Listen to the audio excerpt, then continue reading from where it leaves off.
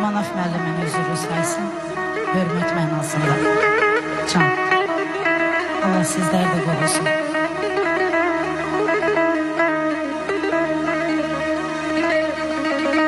Dedim dünyada etibar olsaydı,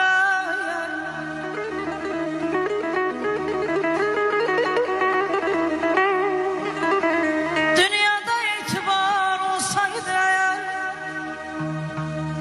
atamı anamı benden almazdı.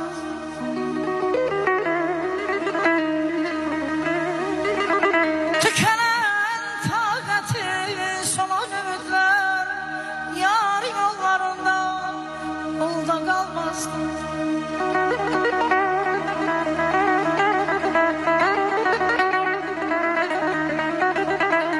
Çok ağır acılar göründü Allah,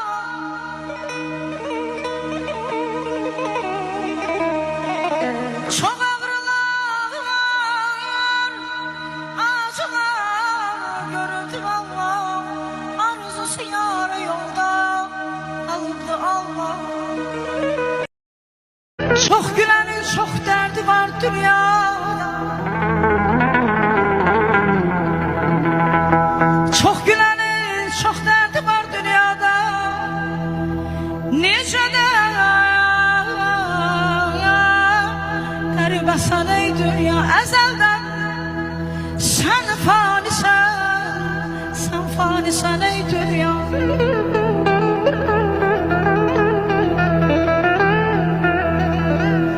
Bu da bir zamanlar gelip geçecek,